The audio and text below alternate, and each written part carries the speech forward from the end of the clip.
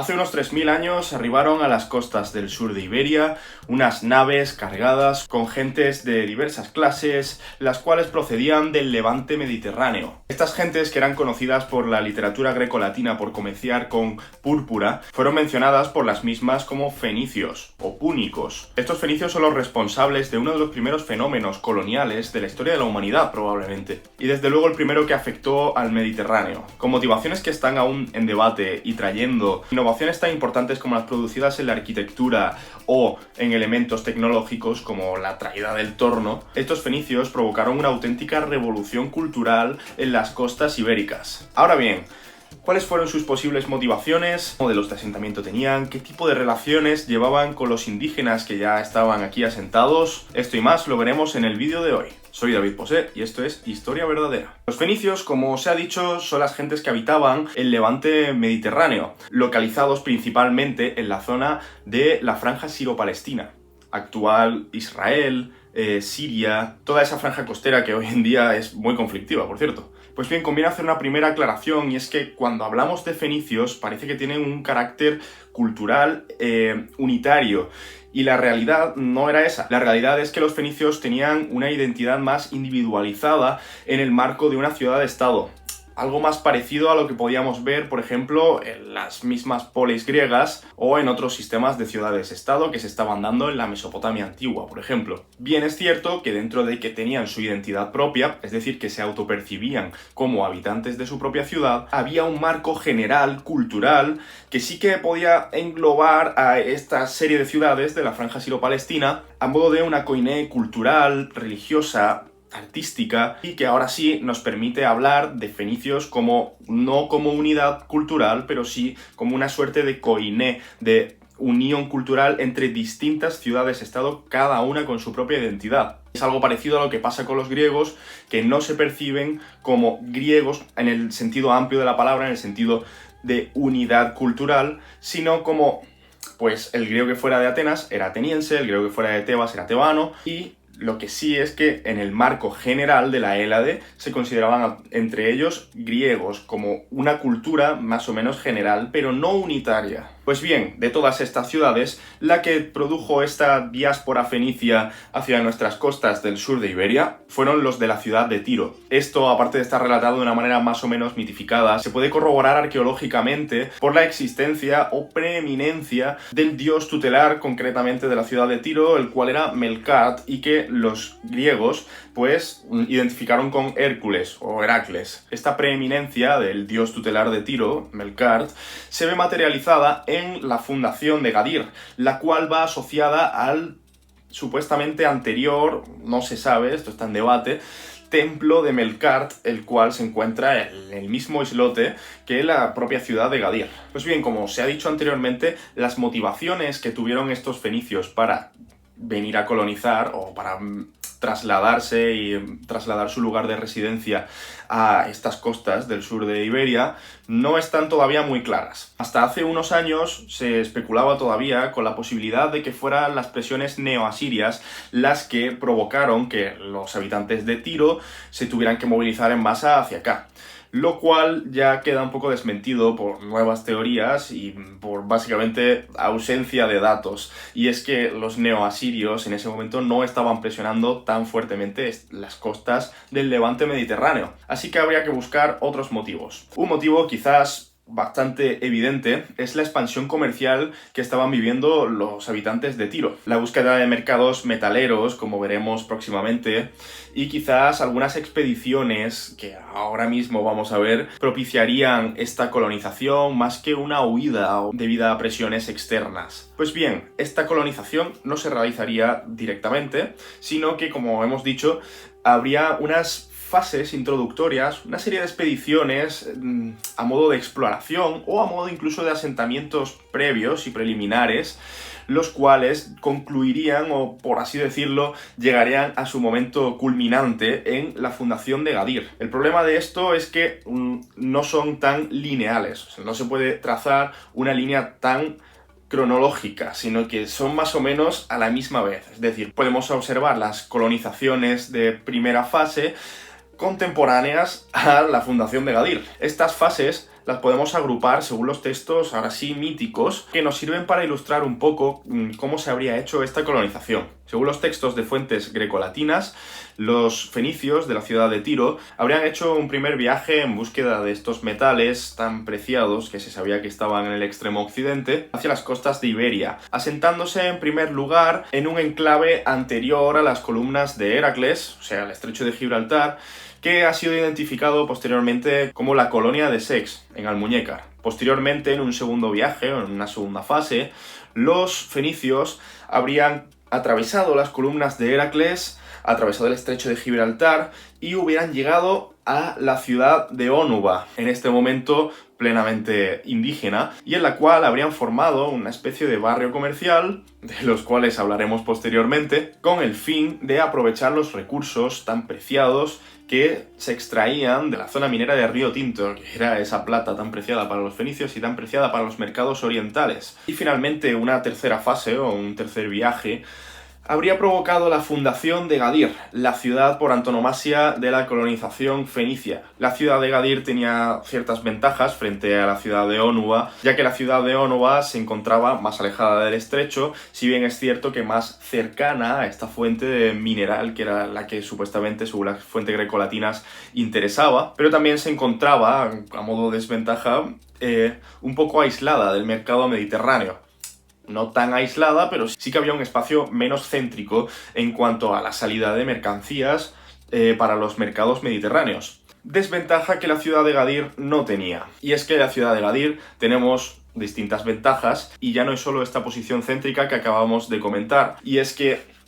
efectivamente, además de poder abrirse a mercados tanto atlánticos como mediterráneos con una cierta facilidad, la ciudad de Gadir poseía, por un lado, el templo de Melkart, que iba a ser garante de las relaciones comerciales con los indígenas y con otras ciudades y enclaves fenicios. Poseía además un río bastante navegable, el Guadalete, que en ese momento era bastante navegable y podía entrar hasta bastante al interior, lo que permitía que se abriera a los mercados del interior peninsular. Se encontraba a una distancia razonable, además de esta ciudad de Ónuba, con lo que también tenía acceso a este mercado metalero que los barrios fenicios y sobre todo los indígenas propiciaban, y además estaban en un contacto bastante más estrecho, por no decir que estaban literalmente al lado de lo que en ese momento se puede conocer como el Golfo Tartésico, que a día de hoy no existe, pero en torno al cual estarían ubicados toda una serie de templos y de pequeños establecimientos indígenas, los cuales asegurarían un mercado interno y cercano que serviría tanto para suministro como para exportación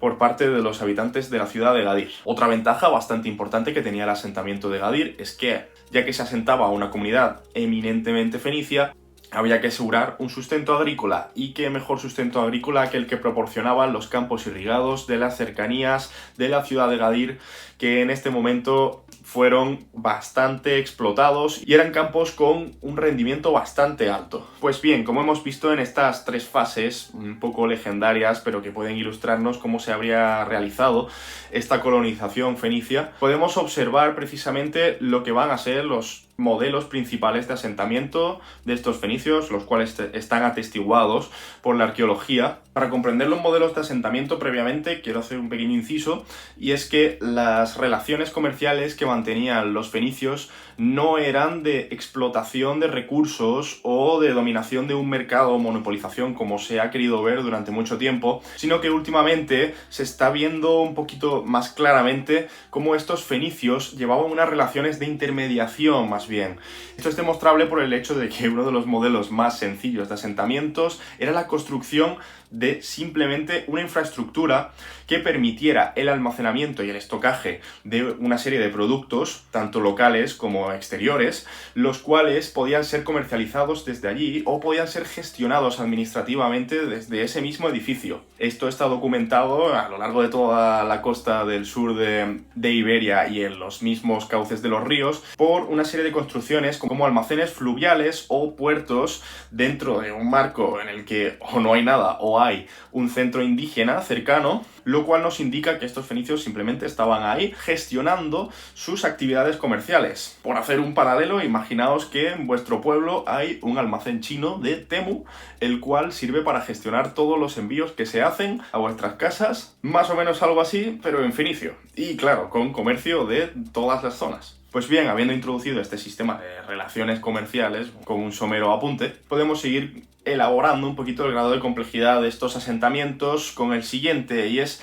el sistema de barrio comercial. Este barrio comercial ha sido altamente estudiado por investigadores tan importantes como María Eugenia Huguet, que en paz descanse, y podía adquirir una variabilidad de grados de complejidad bastante elevada. La realidad es que el barrio comercial no es simplemente colocar un barrio y ya está. No, el barrio comercial se puede manifestar de distintas maneras, pero siempre implica un pacto con las autoridades. Este pacto implica por parte de las autoridades locales una cesión de una parte del territorio, ya sea simplemente una calle o ya sea un barrio que puede estar tanto dentro como extramuros de la ciudad, a un grupo poblacional fenicio que lo que pretende es no apropiarse de un mercado, sino incentivar, agilizar las transacciones comerciales, por así decirlo, perfeccionar este comercio que ya se daba y actuar, como hemos dicho previamente, como esa especie de intermediarios que eran capaces de almacenar una gran cantidad de recursos para posteriormente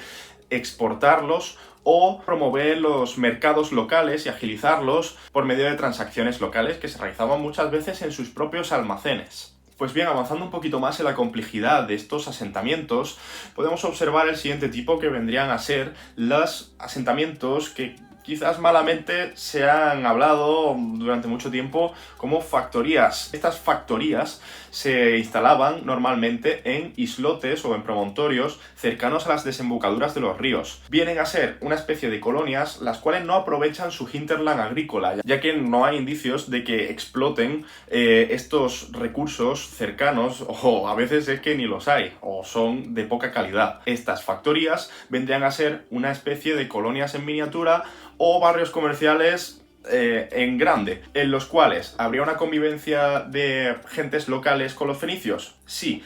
pero el componente hegemónico, como nos explica Ana Delgado Hervás, es el fenicio, lo cual se puede demostrar con el caso paradigmático, por ejemplo, del Cerro del Villar, para el cual Ana Delgado Hervás hace una proporción de materiales que se han encontrado tanto autóctonos como fenicios para demostrar que efectivamente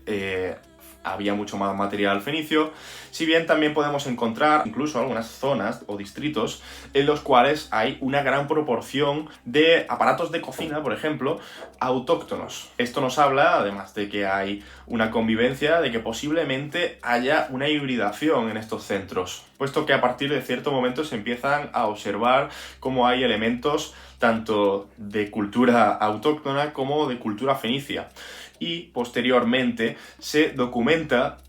cómo, mediante técnicas fenicias o traídas por los fenicios, como la cerámica a torno, se acaba produciendo cerámica de manufactura más típicamente local, haciendo una especie de adaptación de estos modelos locales a la tecnología típicamente fenicia. Pues bien, en estas factorías quizás podemos observar el carácter más fenicio, por así decirlo, el carácter más comercial que tenían, y es que al no estar aprovechando este hinterland agrícola, cabe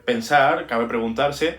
¿qué hacían? ¿Qué comían? Pues bien, estas factorías, si bien aprovechaban recursos pesqueros de las zonas cercanas, también se sabe que tenían un comercio constante con las zonas locales de los alrededores, para los cuales probablemente habrían facilitado dichas relaciones los componentes locales que vivían dentro de las mismas factorías. Este comercio de carácter local habría favorecido que estas factorías no se hubieran encontrado la necesidad de explotar un hinterland agrícola, ya que podían proveerse de alimentos de otras fuentes por medio del comercio. Además, estas factorías funcionaban como grandes centros de intermediación, y es que servían como puntos, por así decirlo, como puntos clave en el recorrido de las mercancías que venían, las mercancías metaleras o las mercancías que venían del Mediterráneo oriental, y como digo, servían de puntos de intermediación de todas estas mercancías para facilitar estas transacciones comerciales, abrir por un lado al mercado Atlántico y al mercado extremo occidental todas las mercancías orientales, que eran muy interesantes para estos mercados extremo occidentales, y viceversa, abrir para los comerciantes orientales los preciados metales que venían del extremo occidente. Finalmente está el caso de Gadir, que ya someramente hemos comentado, y es que se trata de la ciudad más potente, posiblemente la más grande ciudad de toda la colonización fenicia del sur de Iberia, y posiblemente la ciudad de la que hubieran partido expediciones coloniales posteriores hacia distintas costas atlánticas. De la ciudad de Gadir ya hemos hablado al principio de este vídeo, pero bueno, quiero hacer unas breves puntualizaciones, y es que frente a estos modelos anteriores, menos complejos por así decirlo, de colonización fenicia, la ciudad de Gadir se trata de una ciudad plenamente fenicia, en la cual se atestiguan sí algunos elementos locales, pero podría ser bien frutos del comercio local o frutos de algún asentamiento de gentes locales dentro de la ciudad. Esta ciudad era ya autosuficiente completamente, se explotaba el hinterland agrícola, el cual, como hemos dicho, era muy rico, y funcionaba de puerto clave a la hora de comercializar los metales extraídos en las zonas de Río Tinto, así como mantener contactos comerciales con la zona del Golfo Tartésico, que era inmensamente rica y de la que probablemente hablaremos en un futuro vídeo. Pues bien, esto es todo. Espero que os haya gustado este vídeo sobre la primera colonización fenicia. Sé que me dejo muchas cosas en el tintero, pero es que es un tema extremadamente amplio y he intentado abarcarlo de la manera más sintética posible para que quede una idea más o menos general y clara de lo que pudo ser esta primera colonización fenicia. Pues nada, sin más, espero que os haya gustado este vídeo, dadle like si es así, comentad qué opináis sobre estos fenicios curiosos y comentad también qué temas os gustaría de los que sacara vídeo en un futuro. Nos vemos en el próximo vídeo. Un saludo.